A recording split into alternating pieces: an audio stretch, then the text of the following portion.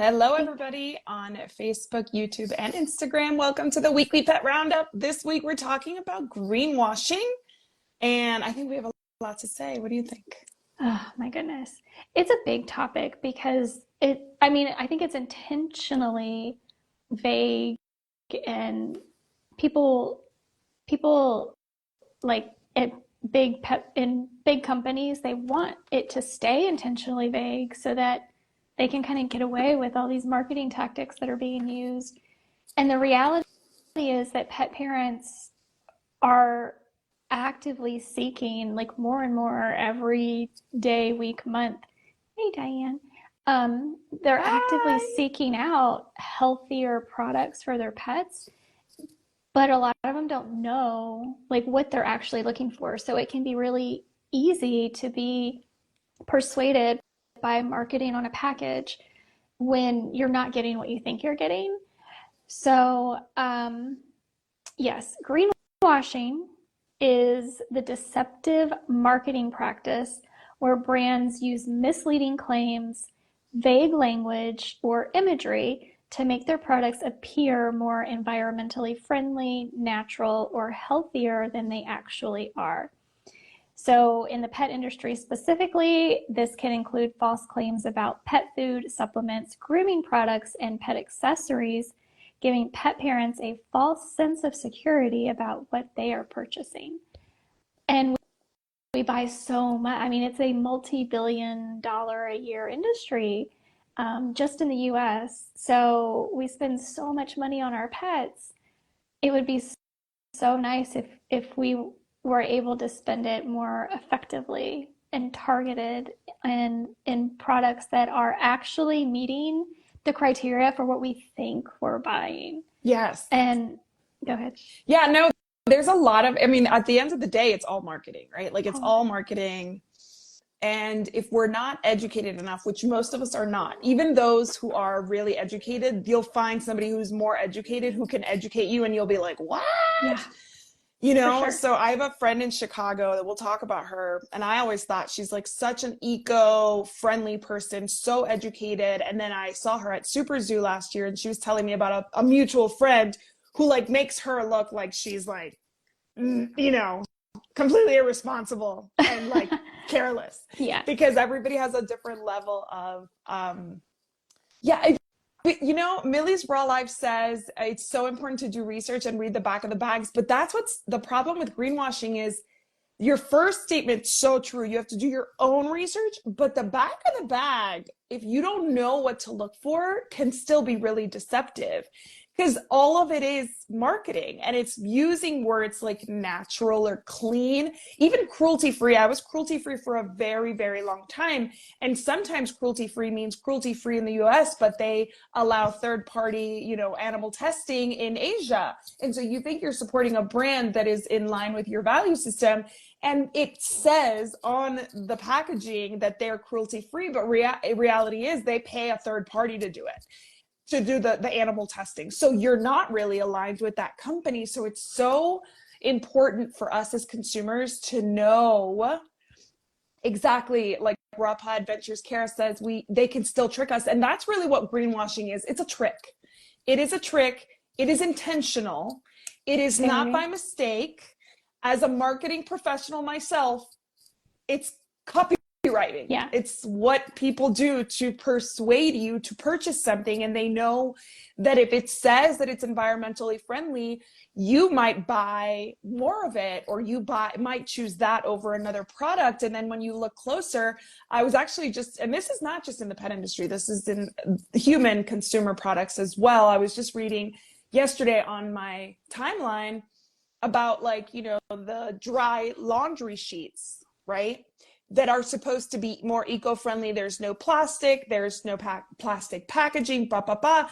But in order to make them, it takes more resources. Just like plastic bags get all the hate, paper bags get no hate, and tons of water goes into making paper bags.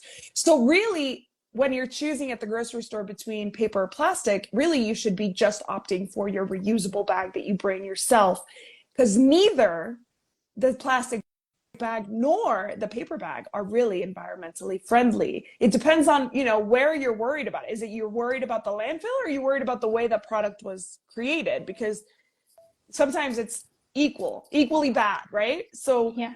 it's one of those things where we think we know something, and then hopefully we're having these conversations and we are learning from each other, and being like, oh, what I heard is this, or I heard that. And then we are less likely to be deceived if we are keeping these conversations going within our own groups and our own homes. And obviously reading packaging and following businesses. Like maybe you are really into a business. They are very eco-friendly. They are they're using natural ingredients. They're using higher quality and healthier things, but they get sold. The name's still the same, but it's not the same stuff you initially bought. So there's a lot to this. So I'll turn it back over to Jess, because she's going to organize our thoughts here. But Jess, where do you want to kick off here? I don't want to forget later, so I'm going to tell you in case I forget to remind me at the end. I want to circle back around to what you just said about what are you paying attention to? Are you paying attention to how this product is made? Are you paying attention to what happens after you buy or consume the product?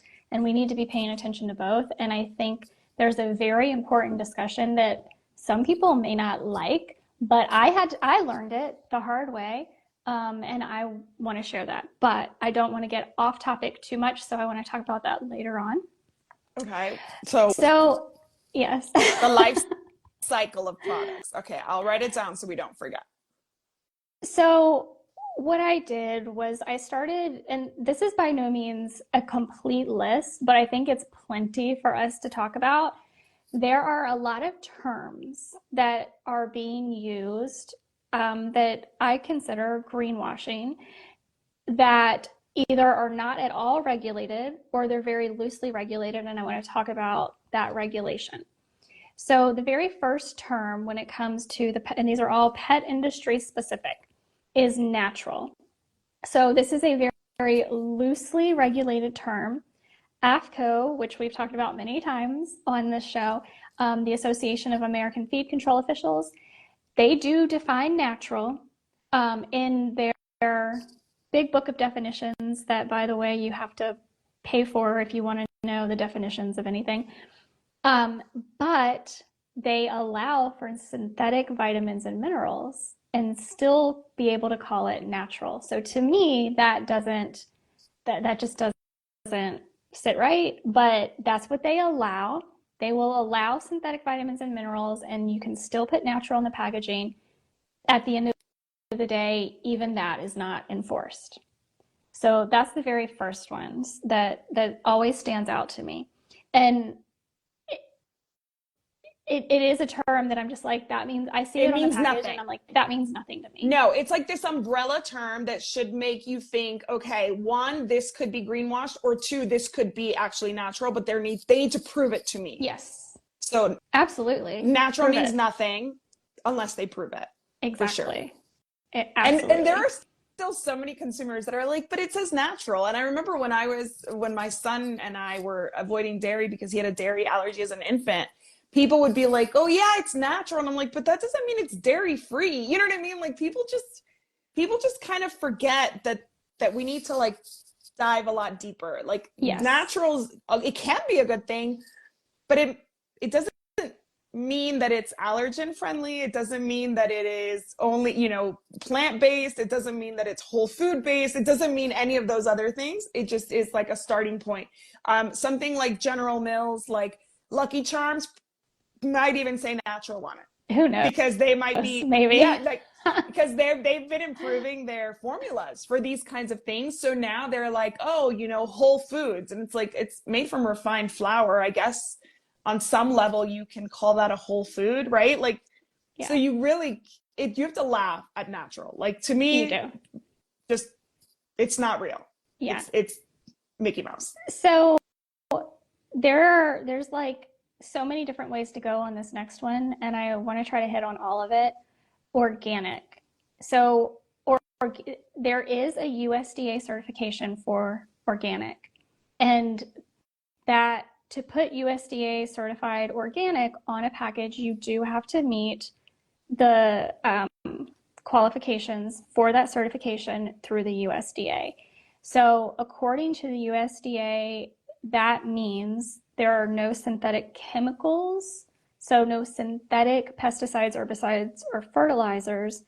They're non-GMO, no artificial additives or preservatives, but we all know that natural flavors and natural fragrance get through that in a loophole.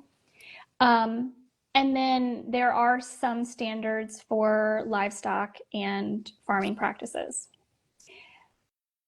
What I want to say about organic is that it's a good benchmark for produce. If you're purchasing produce, it's a very good benchmark. It is not, it's like bottom of the rung, bare minimum for animal products, in my opinion. There's so many more levels if I'm looking at animal products. It's bare minimum for animal products. Also, when you are buying from smaller companies, when you are shopping at a farmer's market, when you're buying locally, they cannot, to get these certifications cost big money. So their product may actually be organic and it is not labeled organic because they can't do it because they'd go broke trying to buy the certification. So there's a lot of nuance with organic. I think, again, good benchmark, but you still need to do a lot of research outside of that. Yeah. As a reminder, organic poop is organic. Like poop relates to or is derived from living. No, like the word organic means derived from living matter. That's it. That's all it means. So poop has living matter in it. All of our secretions are organic. Are the animal secretions that Kara and I talked about on the Halloween show are coming to mind. But all of these things are organic. Cancer is organic, right? So like an animal that has died of cancer could still technically be organic. So that's why you have to be careful with these marketing terms. So like, yes, there is organic, meaning certain practices in farming and raising animals, but then the word itself doesn't mean that automatically, right? It doesn't necessarily mean that. So remember, organic is great at Costco when you find your blueberries and you're choosing between your conventional and your organic blueberries. Definitely, if your budget allows it, go for the organic blueberries that have less of any of those synthetic compounds, fertilizers, herbicides, all those things. But when it comes to any kind of meat, for example, like I want to know more about this meat. 100%. It's bare minimum for any animal product. And eggs. Well, yeah. So, and it, as Isabel said, if you can afford it, because I remember going back talking to Kelly Marion at Green Juju on the podcast, and I specifically asked her, like, okay, if you cannot afford organic produce, being the vegetable queen, right? If you can't afford organic produce, should we still do vegetables? And she said 100% absolutely. Yes. So if you can, go to the EWG, go to the Environmental Working Group, look at the Clean 15, look at the Dirty Dozen, and try to make your decisions based on what produce. You can actually get away with some produce not being organic if it's on the Clean 15 list. So, allocate and a little cheat for those that are in the grocery store and didn't have the chance. There is an app. They obviously have apps. The EWG has an app. But anything that you're going to peel the skin off of, like an orange or like an avocado, probably okay. Conventional. Anything you're going to eat entirely, like a strawberry, a blueberry, a head of broccoli, and even then some like cruciferous vegetables, they don't have to be organic because just in that farming of that particular vegetable or fruit, they just don't need that many pesticides or whatever. So just know that the rule of thumb is if you're going to eat the whole thing, try to get organic. If you're going to peel it in some way, then you're probably safer. But don't forget, like for me, for example, a banana you peel, but I can't eat conventional bananas. I just can't. And it has nothing to do with the banana. It has something to do with the whatever they spray at the when they're shipping the bananas. I've narrowed it down that if I wash a conventional banana with soap and water, I can eat it. So it's something on the banana. But for that reason, I just opt for organic bananas at all times. I don't have to wash them. I know they're safe. I don't have to worry about that. So it's just kind of like a general rule of thumb. But it's so easy. It's so easy to just go on EWG. They have a website. They have, and every year they do a new Clean 15 and new Dirty Dozen list. So if you have like the little, graphic from 3 years ago, update it because it does change. Yeah, absolutely. Okay. The term holistic is completely unregulated. So you can use that on anything. I know my first year at Super Zoo, I saw multiple products in the new product showcase that were holistic something. And I'm like, you have got to be kidding me, because one of them was a kibble. And I'm like, what? And I have actually had people ask me about that. I'm glad I saw that product at Super Zoo, because I haven't seen it out in the wild since then, but it's a kibble and it's called holistic something. Like, that's the brand. And I'm like, wow. Well, like, okay, how bold of you. But no, but from a marketing perspective, Yeah. okay, but from a marketing perspective, if they have something there that's good for the eyes, that's good for the teeth, that's good for the gut, that's good for the joints and the brain, it's holistic, right? Like, we've thought about holistic. thought about a lot of the body, therefore it is holistic, right? And that's where the marketing really comes in. It is. How can I get away with saying this? Yeah. And if there's something in there that you can technically defend yourself in a court of law, if you were to get sued, then you weren't lying. There's no false advertising because you did have some kind of synthetic for the eyes and the butt. Like, it's holistic. Yeah.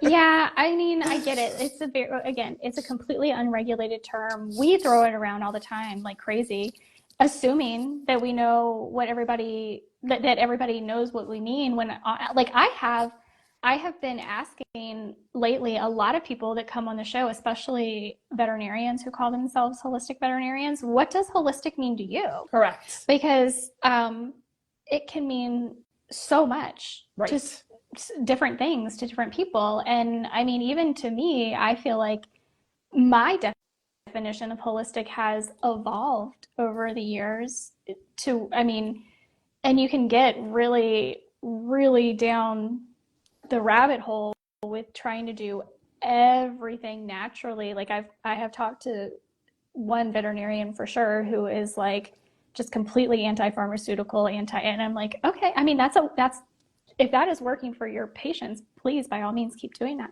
So, it is completely unregulated. Yeah. Don't, like, if you are buying a product simply because it says holistic somewhere on the packaging, please stop. Yeah. No, and even for doctors and vets, like you said, doctors and vets, I think for me, like, holistic doesn't say anything unless, like, I'm looking for a doctor or vet and it says holistic and integrative, those kinds of more specific words. If I look at their services and they have some services that include like hydrotherapy and things like that, I might be more inclined to believe that they are holistic. But, like, just because you're maybe comfortable like using nutraceuticals does not make you holistic in any way, shape, or form, right? Like, to me. And if I'm going to tell you that I, found this herb that's helping my pet, and you're going to be like, then for me, you're not holistic. If I ask you about, canine acupuncture and you kind of make a funny face, then to me, it's like, I feel like holistic and integrative kind of have to go hand in hand for me to even take holistic in a practitioner seriously. Because the idea of holistic is that there's a whole, right? And not everybody can be an expert in the whole. Right. So if there's no other techniques and methods and approaches, then I feel like, but how can we really achieve holistic care? Yeah. And so the canine dietitian says for her, holistic does mean taking everything into account. It means the whole. Exactly. And so, I mean, but to your point, and I think that is one of the reasons why I think we work to better we all work so much better together in the holistic field, because exactly what you said, we can't all be experts at everything. So do what we do really well and refer out for the other things, knowing that it's there and that it needs to be addressed and that it's part of everything that needs to Yes. be addressed. But while we're on this topic, I will say my episode that went live today on the Pet Parenting Reset is with Carrie Hyde, who owns the spa in California. Love you, And Carrie. I know, I love She's her the so much. best. And she introduced a new term to me, which I said earlier. She calls these, a lot of veterinarians, holistic. Yes, Because, holistic. yeah, the ones that are like, I know how to do acupuncture, but that meanwhile they have a huge wall of kibble behind them, right? Like, so she calls them holistic. So that's my new favorite word. No, no, that's perfect. It's true. And it happens to all of us. Like you go to a holistic dentist, but they're using fluoride. You're like, No, sorry about that, bud. yeah. And like, I don't know. Like, and some dentists will let you like decline it and they don't make a big Mm-hmm. issue. Yeah. But what's funny to me is that usually it's the ones that are like claiming to be the most holistic are the ones who are like really stuck on their way or the Yeah. highway.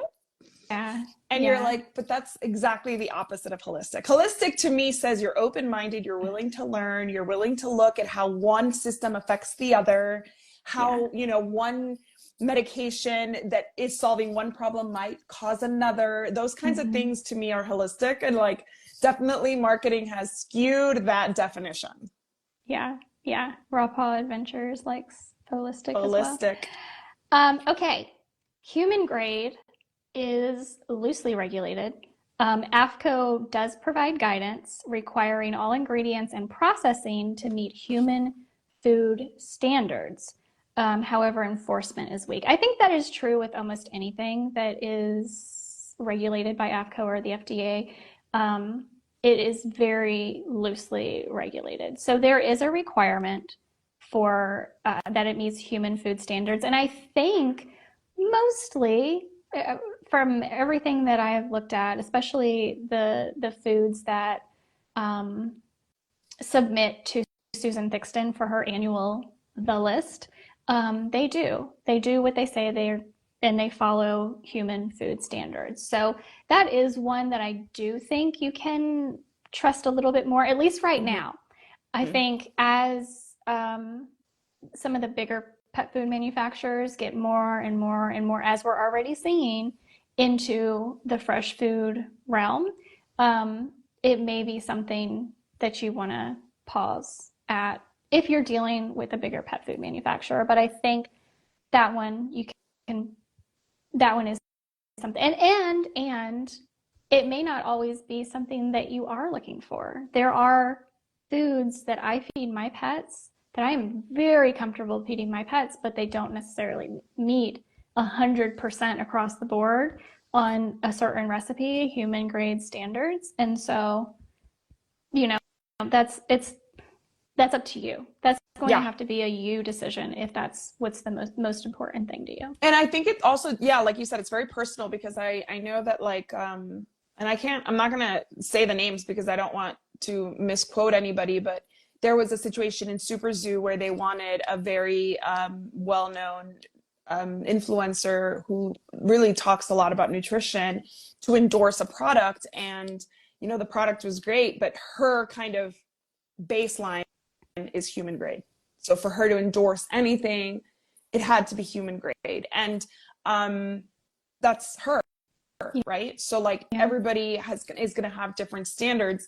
But that's why these are just one of the many things you look for, rather than like be like, when I used to be, I'm pretty much only cruelty-free still, but this was like 10 years ago when it wasn't really that common to find cruelty-free products.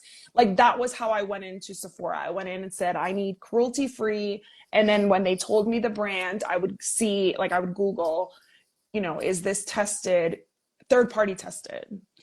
And then I would have my answer. But that was my cutoff. Whereas maybe there were parabens and things in there that I wouldn't have wanted otherwise, but that was like my buying factor. So again, knowing your buying factors, what matters to you, and why why human grade? Like what does it mean to the animals? What is there an improvement to the treatment of the animal or whatever? And that might really resonate with you. I don't remember why this person was so like passionate about the human grade qualification, but that was hers, you know? Yeah, for sure. And it's funny you bring that up. I as recently as last summer went into Ulta and I was I was specifically looking for shades of eyeshadow that did not have glitter in them. It is so hard to find out eyeshadow without glitter. Oh my gracious. And I said, okay, I'm looking for these shades, no glitter, cruelty free. And as soon as I got to the cruelty free part, they were like, I'm like, why is that such like, I don't know. I guess some people are just It's not hard. into it, don't Hard care. because, just a side note, we can do a whole episode on cruelty free, I but know. in China, last I understood, is that anything that's sold in China has to be tested on animals before it's put into their market. So a brand that is not testing here in the United States or in Europe may pay a third party to test so that it can be on the shelves in China. So that's really, if the government's requiring it to allow it in, and you know they have a very big purchase power, there's a lot of people and money in China. Yeah. So they want to go in, and that's why I said at the beginning, like, that's just not in line with my value system, right? Like, I'm not going to support that company. I want to support the company that is truly cruelty-free universally, not with Across the board. caveat or a third party, but because they're still paying the third party. It's not like China is paying for it. Right. They are. Right. So they're still supporting animal cruelty pretty directly. I mean, that you can't even qualify that as indirectly. Yes. So yeah. Okay. So next one. A premium, completely unregulated. You can put premium anything, like literally anything. I can call myself a premium mom. There you go. A premium wife, a premium daughter, and be like a monster. Like, that's really how like meaningless that word is. Completely meaningless. The only time premium means anything is if, you know, you're talking to somebody and you say it comes at a premium, right? Like something comes at a premium and you're saying it's pricey. Yeah. That's the only time that I like care about that word, when you're like, what do you mean, what's the premium? Like, how premium are we talking, right? Yeah. But like, yeah, premium means nothing. Okay, so the next two they might trip some people up. Okay. So veterinarian approved, completely unregulated. Veterinarian recommended, any vet you choose does have to support the product, but there's no standardized like testing or criteria. So it's very loosely regulated. So as long as they get one person who has graduated vet school and still has their license, they can say veterinarian recommended. Veterinarian approved means absolutely nothing. Nothing at all. Nothing at all. 1 in 5 or 4 in 5 veterinarians feed this to their pets. Yeah. Based on what? Like based on what, right? You sent free samples to 5 veterinarians and 4 of them said, okay, I'll feed it. That's what Exactly. Yeah. None of this makes, and it's funny because I write copy for pet services companies, and I have had this discussion with my clients where they say vet recommended, and I'm like, who are the vets? Yeah. Like, I want to know the vets. Can we link back to them? Blah, blah, blah. And usually it's one. And I'm like, vet recommended by one is fine, but recommended by vets would be a lie, right? Because it's one. Right. So I try, even though I'm a marketer, I try to be very honest where we can say, yeah, vet recommended by this one vet. But if you're saying my business is recommended by vets in the area, that's a lie, because that's a bold-faced lie. You only have one vet recommending you. So know that there's nobody watching that other than the person and their integrity, right? Exactly. That's really the only thing. And, you know, most highly rated pet sitting company in this area based on what? Like, based on what rating? Because, like, you know, what, like your 100 Google reviews, maybe the other person has 102. You know what I mean? So like, what are these words? And this is the same thing. This is just, instead of for a service, it's for a product. It's like, yeah, this vet approved, glucosamine supplement because Means the vet absolutely approved nothing. that it will end up on its shelf. Yeah. Well, The vet is vet allowing it on its approved shelf. is completely unregulated. It's Right. recommended, that's loosely regulated. So that I think again will trip people up between approved and recommended. But Regardless, yeah. yeah, no, I wouldn't put any weight in to that. me they both mean absolutely nothing. No, because vets approve a lot of things to be on Mm-hmm. their shelves that I would never feed my pets or what I would never give my 100%. pets. So as much as I love vets and support them, I know that their priorities are different than mine. Yeah. And there are a lot of things that my doctor gives me when I'm sick and I get the prescriptions and then I'm like, no, no, no. And then I end up keeping it just in case I get desperate. And then I'll be like, no, I'm gonna see if I can take more vitamin C and zinc and see if I can knock this out before, using this with like a litany of potential side effects, right? So like, Mm-hmm. yeah, like just because it's recommended by my doctor, my vet, doesn't mean I'm gonna follow through with it. Yeah. So the next one that many people may be very surprised about that is completely unregulated is hypoallergenic. There is no legal It's just like definition. doodles. They're hypoallergenic. Right. That is the biggest Exactly. marketing ploy ever to sell dogs to you, and sell all sorts of stuff to you. Yeah.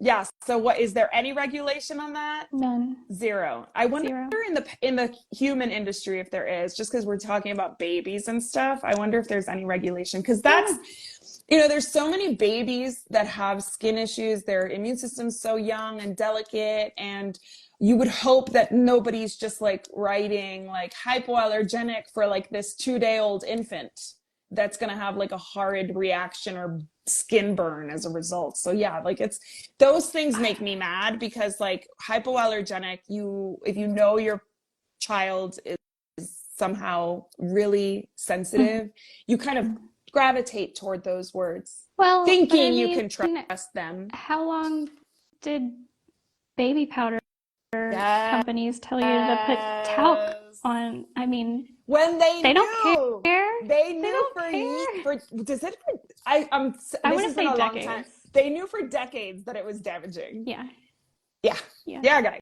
Yeah. They don't care. This is regulation, Yeah. if any. Grain-free does mean there are no grains, but there is absolutely no regulation as to what replaces grains. So, and this is, I know we have talked about this in the past, whatever fillers are replacing the grains, there's no regulation on that.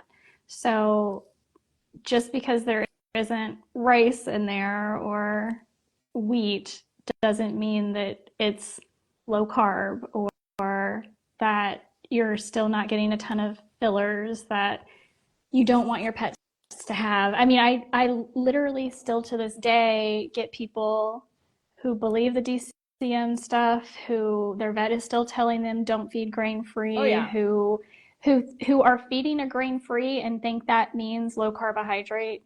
Like literally people think that. Yeah, no. So no. They can replace that with any other carb that doesn't qualify as a grain. Like that's all it means. Yeah. Dairy free, for example, doesn't mean soy free. And we were dairy and soy free, right? So I had to look for dairy free soy, because usually the things they replace stuff with the other allergen. Yes. And that's another thing. Absolutely. You have to be careful with. Yes. So you're allergic to,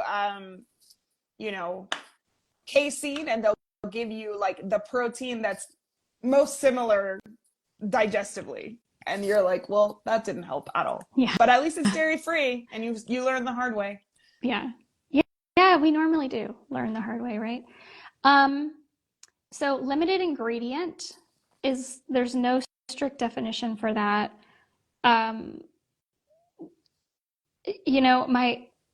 My research says that it's loosely regulated, but I still don't even see how it's regulated at all because there's no real definition for it. Brands can claim this term without reducing allergens or unnecessary ingredients. So, I mean, I see this a lot. There's only one food that I pull out of my hat when somebody needs limited ingredient. Anything else that you're seeing like on a shelf that is shelf stable, that is says limited ingredient, I'm like, can't be but so limited ingredient. Like, Exactly. maybe they're limiting the ingredients that they feel are allergens. I feel like that's what a lot of these companies are doing, but no, But that again, bothers me maybe so one much. allergen, maybe Maybe, one, yeah, maybe one out of one. the, one out of the six that your pet reacts to. Yeah, I can't tell you how many people I talk to that are like, my dog can't have chicken, and I've removed all the chicken from their diet. And that's the most popular one, right? That's the first Yes, thing people go to remove. yes, And then I look at the list of what they're feeding, and I'm like, okay, I pull up the ingredients and there's chicken in it. And I'm like, and they're like, what? yes, Yeah. yes. So grooming by Gail wants to know what food you like that is limited ingredient. Green juju. I mean, we love green juju. Okay, so next is Non-toxic. Also unregulated. There's no standardized testing or certification for non-toxic. So it's basically like, what does that mean to you? What does non-toxic mean non-toxic. to that brand? Yeah. Non-toxic to me makes me think of our cleaning products, right? Like Hmm. that's so important for our pets Yeah. Well, because they're I mean, literally walking, licking, mhm. laying. And so that one is a big one for me. Like I mean I don't trust it, but I do my research about, Hmm. environmental toxins because not toxic, non-toxic, that still says, are we talking about an acute toxicity? Are we talking about a long-term toxicity? What, like, there is no there's no true commitment on the part of anybody who is using that term as to what is going to happen if you use that product. Yeah. Um, and interestingly, Four-Legger sent out an email recently about Four-Legger does grooming products for pet, well, Mm-hmm. Mm-hmm. pet shampoos Mm-hmm. specifically. And I've used one she of their says, things. yeah, I love her stuff. And she says, again, there's no legal definition for natural. There's only regulation for organic, but it's only enforced for companies that actually have the certification. And there are so many loopholes, even with natural or non-toxic on the label. Their products can still have harsh detergents that strip natural oils and irritate the skin, synthetic preservatives like parabens and formaldehyde releasing agents, and artificial fragrances that can contain undisclosed chemicals. So I thought that was appropriate Yeah. for our talk today. Yeah, non-toxic means nothing. It just means not poisonous. But like, I mean, there's a lot of stuff that's poisoning us slowly, and that's not going to be labeled non-toxic. Going back a little bit, Kayla Dodd on Facebook wants to know, is goat milk also considered dairy? Should it be avoided? I was talking about my son and I when we had a dairy allergy. That was not related to pets. Obviously, we wouldn't want to give like pasteurized dairy to our pets because it's full of synthetic vitamins and it's not good really for any purpose.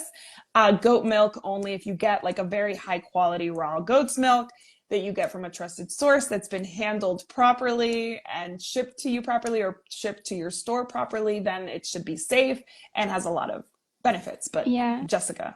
I mean, it is technically dairy, but the protein variation between a cow and a goat, I think the goat milk is so much more Yes, digestible. it's actually the closest to human breast milk. Hmm. So a lot of natural, quote unquote, holistic, quote unquote, human grade, obviously they have to be human grade, formulas are made with goat milk bases as opposed to cow's milk because it is closest to breast milk. So yeah, I think goat milk has a really good use in pets. I think it's Oh hard yeah. to it's I've tried it for human consumption and it's very fatty. See, I think cow's milk is more fatty. But No, you tried no, it no, at no. Super Zoo with me. That's green juju. I don't know. Like Okay. that's green juju's pet specific. I've bought at Sprouts. I bought goat's milk at Sprouts to make my own yogurt. I love yogurt. I love homemade yogurt. That's like one of my favorite desserts.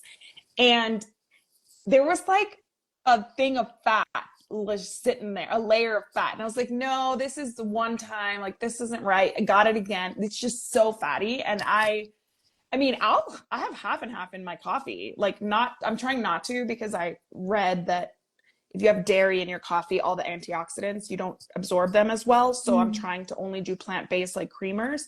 But I'll use half and half, and it's not fatty. But like goat's milk had like in the little plastic bottle, which obviously it comes in plastic, which is not ideal, like organic, really awesome in a plastic bottle.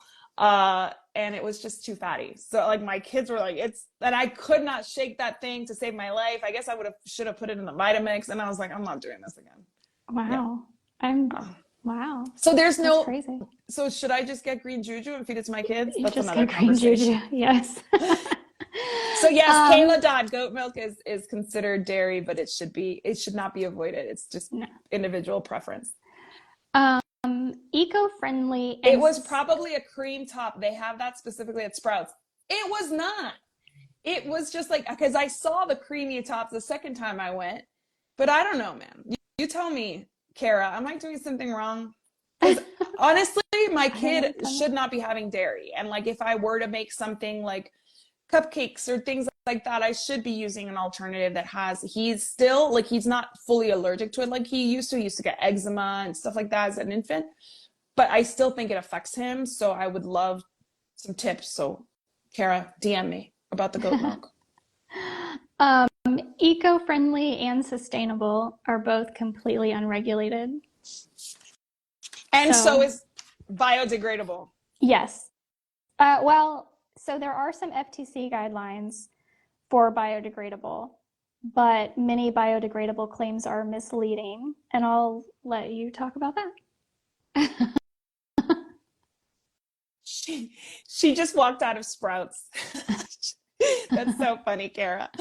Okay, so this is the thing about pet products specifically, and like obviously eco-friendly. You might buy something that's eco-friendly, and then like you look at the actual packaging and you're like, this is not eco-friendly at all. Like maybe the product inside all this plastic is eco-friendly, but like this is, you know what I mean? So I think, and like, or you'll buy an eco-friendly product and it comes with all sorts of like just like a huge box and like all this like, CO2 consumption just to get it to you. And like, you're like, So you just have to pay attention to the details when it comes to like eco-friendly. But the one that bothers me the most, and this one I'm pretty well versed in because I've known Jennifer Blaze of Green Line Pet Supply for over a decade now, and she is the poop bag girl, and she is a plastics expert. She knows plastics better than anybody I know, and she makes the only, to date that I know of, truly landfill biodegradable poop bag. But you go anywhere and it says eco-friendly poop bags and biodegradable poop bags. And like, because it's not a lie, they're allowed to put it on the packaging. But this is the thing. Most landfill environments are dark. The vast majority of poop bags that are biodegradable biodegrade in sunlight. But most of our poop bags end up in landfills because we hopefully we'll pick up the poop, put it in our outside trash. The outside trash is picked up once or twice a week, taken to wherever they process and ends up in a landfill, which is just layers of dark environments, right? Yeah. And so in her poop bag, she developed an additive that eats the poop bag. It's like, I think it's kind of like, think probiotic, right? Like think bacteria that just like eats it up. So no matter what the elements are around it, that the fact that there's poop and bacteria in there, there's a, match made in heaven, and it starts to biodegrade. And some of these poop bags that are supposedly biodegradable, eco-friendly, and green actually last 300 years in our landfills. And they leach all sorts of microplastics and chemicals into our ecosystem. So you are going to the dollar store and being like, no, I'm not going to buy these because they don't say eco-friendly. I'm going to go to PetSmart and spend 3 times as much And when you really look at the reality of the life of that poop bag, they're exactly the same. Mm. So Wow. unless you're really like you're buying something that you know is truly landfill biodegradable needs to be stated. And like if you go on Greenline Pet Supply, her website, she will show you the whole process. She will show you how she came to this conclusion. She will show you all of the reasons why other poop bags can't actually biodegrade, and she puts her money where her mouth is. And I'm an affiliate with her, but mostly just because I buy them and I use them for my pets and for my backyard. But this is not sponsored or anything. And when I had her on my show, I was blown away by just like how knowledgeable she is about like really truly plastics. She was, we talked about how on my show, this was years ago, she was one of my first guests, and she talked to me about how like she loves buying in bulk, but she doesn't love Costco's packaging because there's so much plastic, right? So it's like you think you're doing the right thing by buying in bulk and then storing all this stuff in your house, but then it's all wrapped in a huge thing of really thick plastic that's going to last 300 years and leach into our oceans, right? Yeah. So like be very careful with biodegradable, with eco-friendly, with all of those, because you end up spending more, right? Like you end up paying twice as much for these green things. And that's what greenwashing really is in all of these terms. You pay more and you get the same that you would have gotten if you just gotten the cheapest thing on the shelf. And that as a consumer should piss you off. Excuse my language. That should really get you upset. Yeah, for sure. So much of this should. And exactly. You should be mad. So made with real meat. There's so many terms on a pet food label specifically that you have to know like the definitions to know like what percent, like dinner and entree. It's like some of them are 4%, some of them are 25%. It's bad. But made with real meat, they do require a small percentage of whatever you say. Like if you say it's with beef or whatever, it has to have some beef in it. But does the quality of the beef matter? Not at all. That's where they get you, because it could be like a cow that died of cancer, riddled with illness, and it still counts as made with real beef. And that absolutely is where my blood starts boiling. Yeah. And then superfood ingredients, completely unregulated. So superfood is unregulated. And I mean, we say it offhand all the time, right? And I know a lot of brands and people that I follow say it offhand all the time. I don't know where I first heard it. Probably Rodney Habib, right? Superfoods. What's a superfood? Well, okay. I want to. Anybody who's watching us live, comment below the superfoods that you know. Like we all know superfoods. Yeah. Blueberries are the first ones that come to mind. Yeah. What else? Yeah. I mean, I think a lot of fruits and vegetables come to mind first. Avocados. Blueberries. Like leafy greens. Like any leafy greens are gonna have lots of omega-3, like oily fish. Oily, like sardines, eggs. Yes, eggs are the ultimate superfood. Yeah. Mushroom, microgreens, berries. Yeah. Yeah. But it's unregulated. So a pet food company can say whatever they want as a superfood. Well, and the thing is too, like if it's a really low quality of whatever it is, covered in herbicide, acai, that's a good one. If it's a really bad quality covered in herbicides, pesticides, and all sorts of stuff, then it stops being a superfood just because at some point in its genetic makeup, it was a blueberry. Like that's the thing, right? Yeah. So it's like, are we getting a high quality blueberry here? Or are we just finding like rotten blueberries and like repurposing them for, Yeah. Yeah. So superfood is, I mean, it's good to know if you're shopping for fresh foods, what a superfood is. I'm always so happy. Then it becomes a super bad food. Exactly. I'm I'm always shopping for whatever is a superfood for my kids, and luckily they love avocados and blueberries. You think I'm gonna get them to eat like sardines? Absolutely not. Even I don't eat No, sardines. me neither. So, when you're shopping, it's really good to kind of try to get these things, but knowing that it's not like in a processed food, because you can put as many superfoods into, Lucky Charms, and it's still going to be Lucky Charms. And I Yeah. no hate on Lucky Charms. They have their place. I take a Yeah. box of Lucky Charms to my sister every year when I go to Spain because she loves It's like a little them. treat. Yeah, that's Exactly. nice. Yeah. And they're like $20 a box over there at the American store. But yeah, you can put all sorts of superfoods into poop and it's still poop. Yeah, very true. Very true. So, okay, to go back to what you were talking about at the The very life beginning, cycle. the life Yes. cycle. So, and this is going to be controversial, and I get that, but it is completely true. I mean, I understand why, because I spent 13, 15, something like that, years of my life um, between vegetarian and vegan. And I did that because I bought in to all of the marketing for I care more about the animals, right? And I don't want and that still to this day is true, even though I'm no longer vegan or vegetarian. I care very much about the life of the animal that I am eating, which is why I try very hard not to support, industrialized ranching and monocropping and like I'm sure I do. I live in In the the real world. world, right? Um, but the reality is when you at look at the life cycle,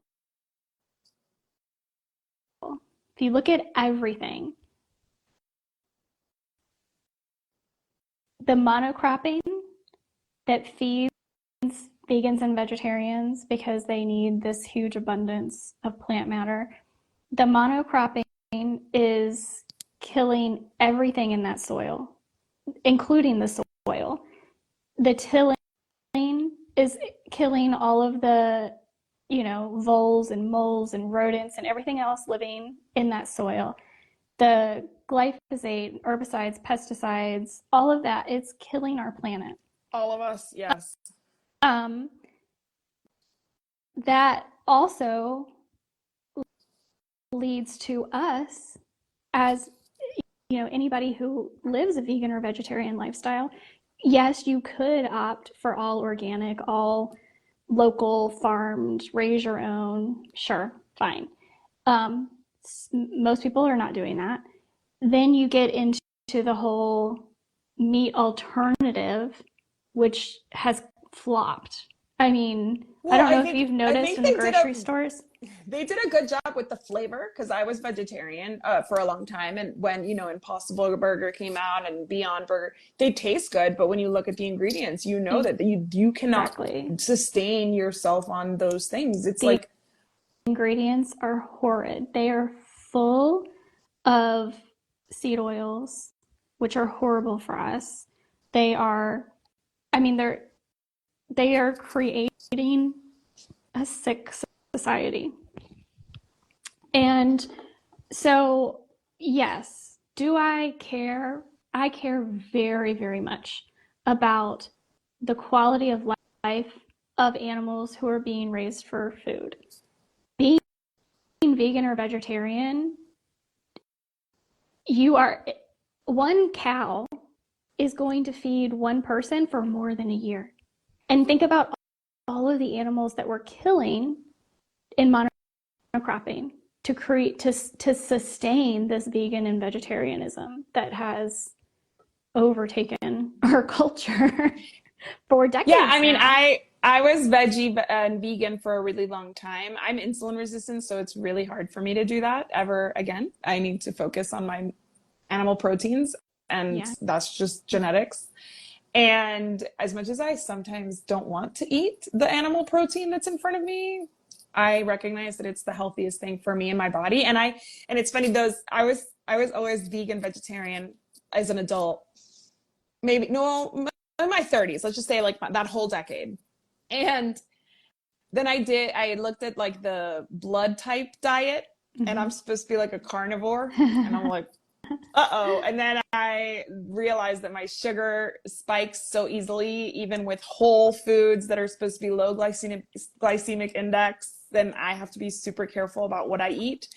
So I'm like, yeah, I was lucky that in my 30s I didn't get sick from, you know, eating so much. You know, legumes are really wonderful foods. But I was like, that was like my only source of nutrition. And Raw Pod Adventure says, yes, monocropping, preach. I just had Regenerative Ranchers on for an interview, and it was such an amazing conversation. I can't wait to release it. Diane Co says, I used to be vegetarian, but did not feel healthy, so I went back to eating meat. A lot of people have said that. Like I've heard, I know Miley Cyrus has said like she was like really doing poorly on it. I know Angelina Jolie was the same thing, and people get mad at them for saying that. And like, I think it's a personal choice. I do think some people eat too much meat. I really do think that like sometimes I look at people who like are having a burger and then they want like the super decadent cheese on there and then the bacon and then like the this and that. I'm like, you could just have the burger. Like the burger is perfectly delicious as it is, and that's your protein and it's great. And so I do think that we are overdoing it, that our heart disease rates are impacted by how much mostly red meat we're eating. And like a lot of like the processed meats that really aren't good for us. And a lot of people will say like that should probably be processed, eaten sparingly. It doesn't mean you can't eat them, but just like sparingly.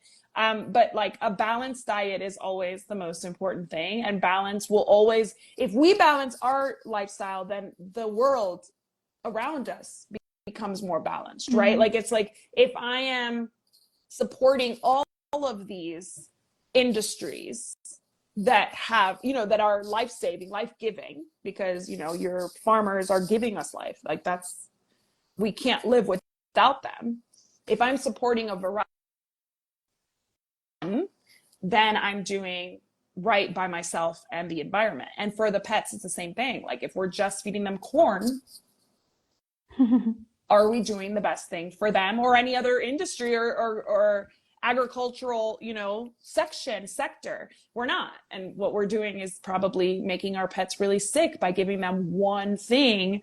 60% of their diet cannot be corn. And a lot of pet parents, unfortunately, that's the reality. Yeah. Well, and segueing into our pets, cats are obligate carnivores. And there's so much back and forth on what dogs are. I believe they're facultative carnivores. Same. There are some people who believe they're omnivores. Either way, they should not be eating a vegan or completely plant-based diet.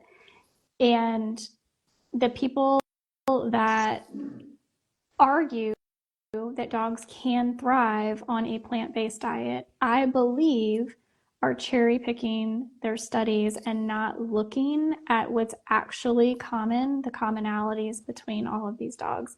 Because in different parts of the world, humans and animals eat different things. We as Americans have become so accustomed to being able to eat whatever we want, whenever we want. We shouldn't be eating strawberries in the middle of winter. Correct. Right? But we do. Yeah. And so we have this mindset that everything is always available. But that's not really how we're designed to live, nor how our pets are designed to live, which takes me down the whole rabbit hole of AFCO and balance, and that I believe is BS. But my point being that veganism, even vegetarianism, I don't believe is sustainable the way we do it. No, and is not good for our pets. Let's talk about vegetarianism. What does it become? It becomes a super dairy heavy diet, which is also and really impactful. And it becomes dairy is very impactful to the animals and to the earth. It is not a benign, there's the factory farming for dairy is not benign in any way, shape, or form. So if you're giving up, pasture raised chicken for your cheese all day long, then you're not doing anything better for the environment. So that's really important to know that and there's a lot of survivor's bias, which I think is really important to note. Like, you may meet somebody with a dog who lived to 15, 16 or more that was vegetarian, vegan. One of the oldest dogs was a vegetarian, and that dog was eating fresh food from the farm on which it lived, and it was getting fermented foods and all sorts of delicious, wonderful things. I mean, I want to be that dog on that farm, like in my next life, because that dog got a lot of really amazing things.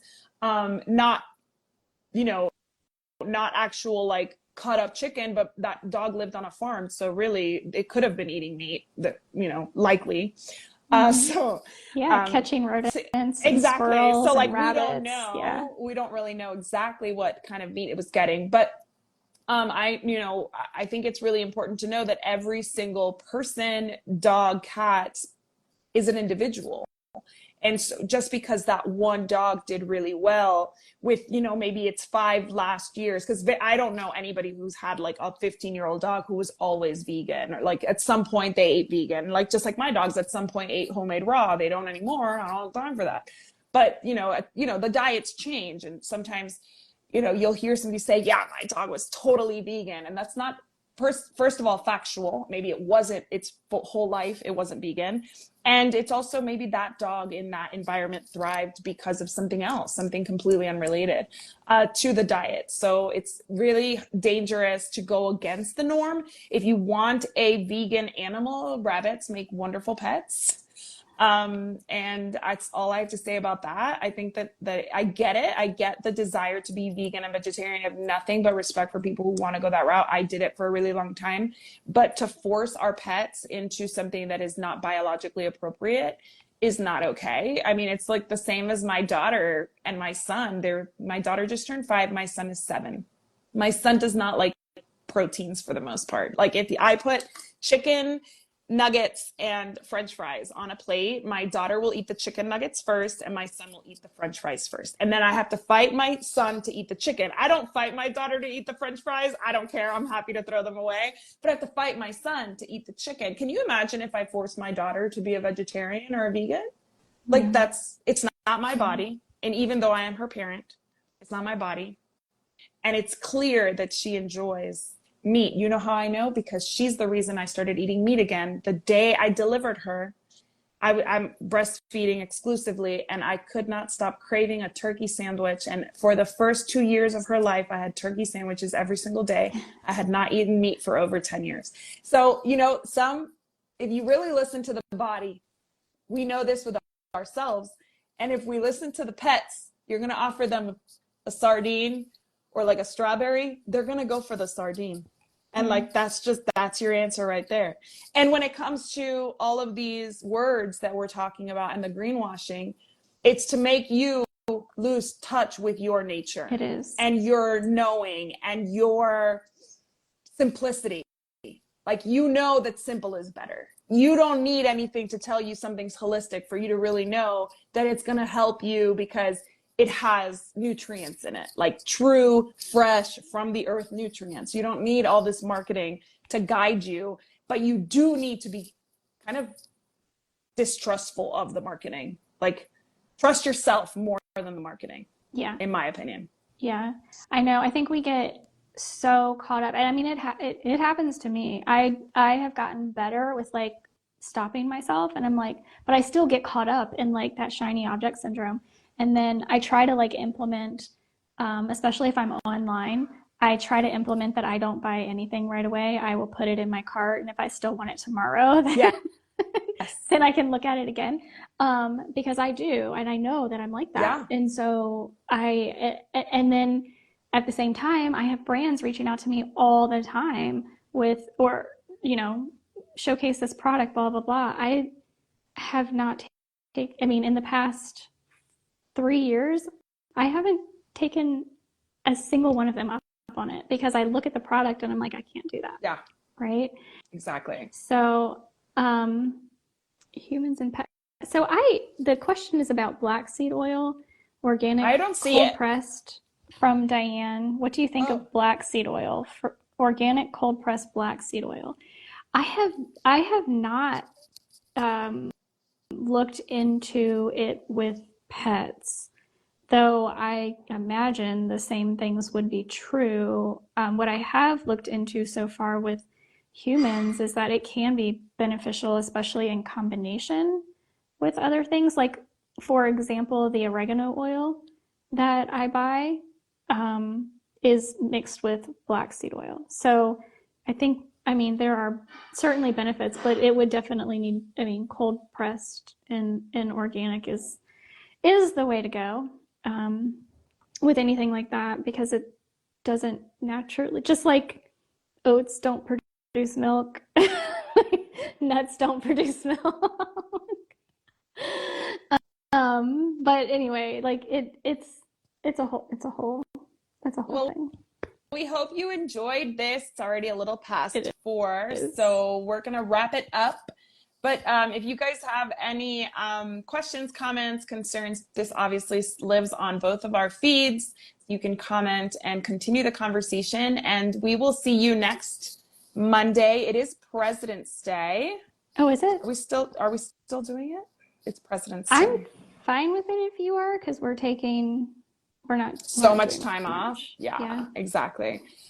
So we will see you next Monday if you have any recommendations. It is one of my sister's last weekends here in the United States. She's moving back to Spain. So if we decide to do something, we'll, reschedule it for later in the week if possible. But if not, we'll see you Monday at 3 p.m. Mountain Standard Time, 2 p.m. Central. And just let us know if there's any topic you want to dig into. I'd be happy to talk about, cruelty-free stuff or anything in the news. I haven't really, it's kind of a slow, considering our administration is in the news constantly, and we just had the Super Bowl. I feel like between like Kendrick Lamar's performance and the administration, I've not seen anything else on the news. So if Yeah. you see anything that you want us to talk about, send it over. Yeah. Yeah. All right, guys, y'all have a great week and we'll see you soon. Thank you for joining us. Bye. Bye.